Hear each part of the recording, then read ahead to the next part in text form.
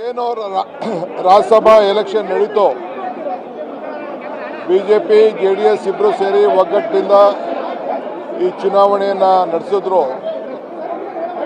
ಕಾಂಗ್ರೆಸ್ ಪಕ್ಷದ 3 ಅಭ್ಯರ್ಥಿಗಳು ಕೂಡ ಮೊದಲನೇ ರೌಂಡಿನಲ್ಲಿ ಗೆದ್ದಿದ್ದಾರೆ.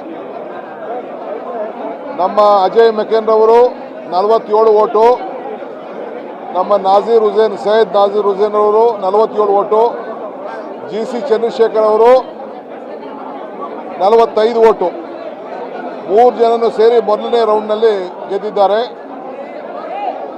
ಬಿಜೆಪಿಯ ಅಭ್ಯರ್ಥಿ ಅವ್ರಿಗೆ 47 ಓಟ್ ಬಂದಿದೆ, JDS ಅಭ್ಯರ್ಥಿಗೆ 36 ಓಟ್ ಬಂದಿದೆ. ಇದು ಅಲ್ಲಿ ಅಧಿಕೃತವಾಗಿ 45 ಓಟು 4441 ಓಟು ಲೆಕ್ಕದಲ್ಲಿ ಪಾಯಿಂಟು ಅವಶ್ಯಕತೆ ಇತ್ತು.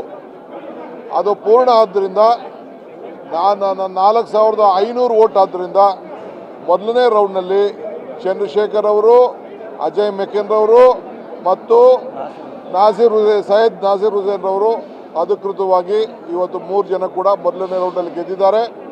ಎಲೆಕ್ಷನ್ ಕಮಿಷನ್ ಅವರು ಹಾಗೆ ನಮ್ಮ ರಿಟರ್ನಿಂಗ್ ಆಫೀಸರು ಕಳಿಸ್ಕೊಡ್ತಾ ಇದ್ದಾರೆ. ಅದಾದಮೇಲೆ ಅವರು ಅಫಿಷಿಯಲ್ ಆಗಿ ಡಿಕ್ಲೇರ್ ಮಾಡ್ತಾರೆ.